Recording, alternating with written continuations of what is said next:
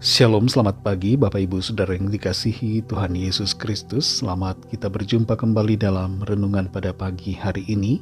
Kita bersyukur karena kebaikan Tuhan tidak pernah berakhir dalam hidup kita. Tuhan itu setia dan tidak pernah meninggalkan kita, tapi selalu menyertai sampai akhir zaman. Sebelum kita mendengarkan renungan firman Tuhan, mari kita berdoa. Bapa, dalam nama Tuhan Yesus Kristus, Tuhan dan Allah kami yang hidup, yang berkuasa, berdaulat, dan selalu bersama kami.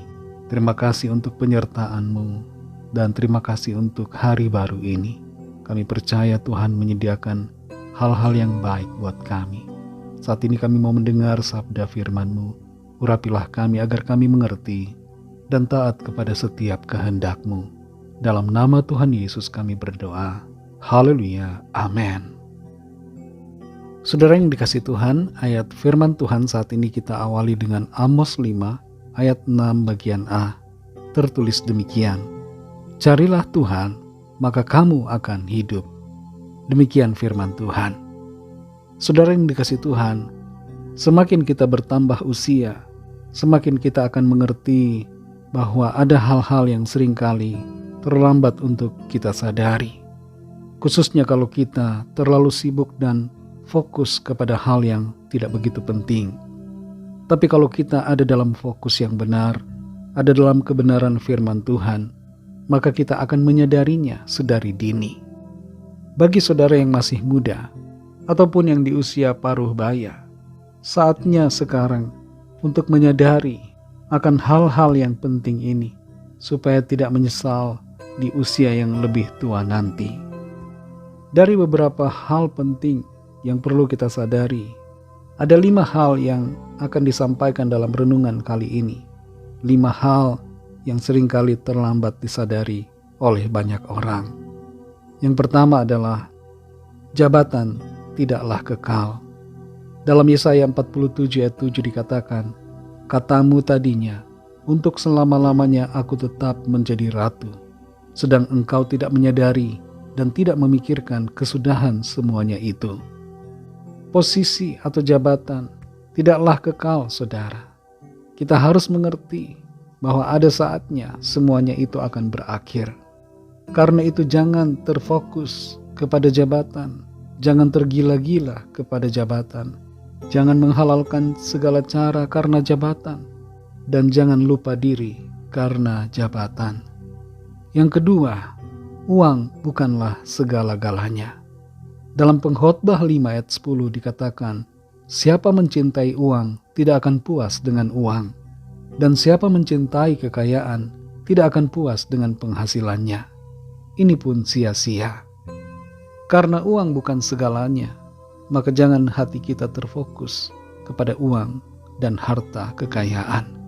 Kebahagiaan tidak terletak pada berapa banyak uang yang kita miliki, tapi kebahagiaan berbicara tentang kondisi hati. Yang ketiga, saudara, waktu cepat berlalu. Dalam Mazmur 103 ayat 15-16 tertulis, adapun manusia, hari-harinya seperti rumput, seperti bunga di padang demikianlah ia berbunga.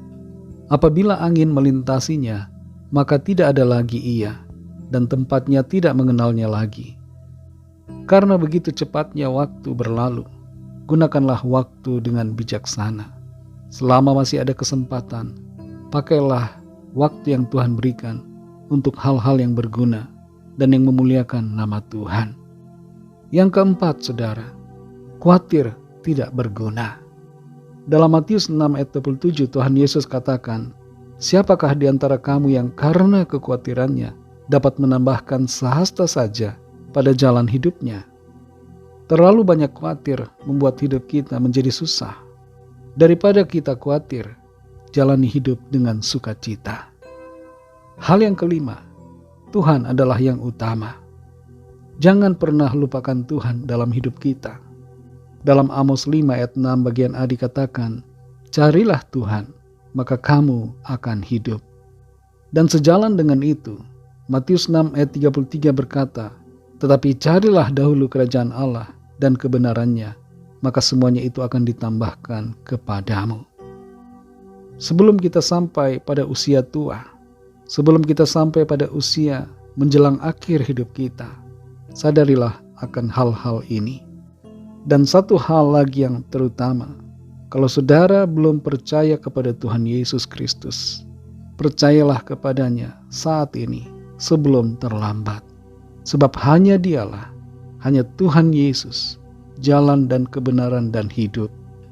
Dia adalah Tuhan, Dia adalah kebangkitan dan hidup yang kekal. Kalau ada di antara saudara yang belum percaya, mari buka hati saudara dan percayalah kepadanya. Ikutilah doa saya. Tuhan Yesus, aku percaya Engkau adalah Tuhan, Allah yang menjadi manusia. Engkau mati disalibkan, bangkit pada hari ketiga, naik ke sorga, dan memerintah atas segalanya.